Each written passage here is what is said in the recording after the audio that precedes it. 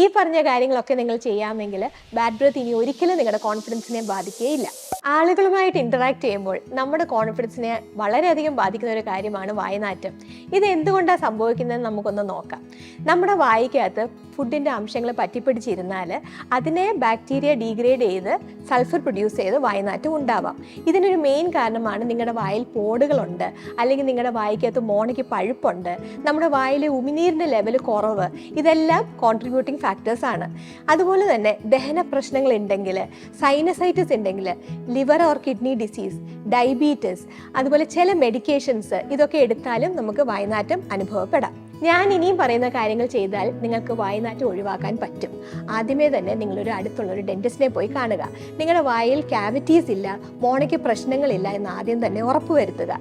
രണ്ടാമത്തെ കാര്യം, നിങ്ങൾ 2 നേരം നല്ല രീതിയിൽ പല്ല് തേക്കുക. ബ്രഷിങ് മാത്രമല്ല, ഫ്ലോസിങ് കൂടെ ചെയ്യാൻ സ്റ്റാർട്ട് ചെയ്യുക. അതിനൊപ്പം തന്നെ നല്ലൊരു മൗത്ത് വാഷ് 2 നേരം ഉപയോഗിക്കുക. ഇനി ഷുഗർ ഫ്രീ ചൂയിങ് ഗംസും മിൻസും ഒക്കെ മാർക്കറ്റ്സിൽ അവൈലബിൾ ആണ്. നമുക്കത് മേടിച്ച് ഇടയ്ക്കിടയ്ക്ക് ഉപയോഗിക്കാവുന്നതാണ്. അത് നമ്മുടെ ബ്രെത്തിനെ ഒന്ന് നല്ല ഫ്രഷ് ആക്കി തരും. ധാരാളം വെള്ളം കുടിക്കുക. അത് നിങ്ങളുടെ വായിലെ ടോക്സിൻസിനെ ഫ്ലഷ് ഔട്ട് ചെയ്യാനും നിങ്ങളുടെ വായിലെ സ്മെല്ല് കുറയ്ക്കാനും സഹായിക്കും.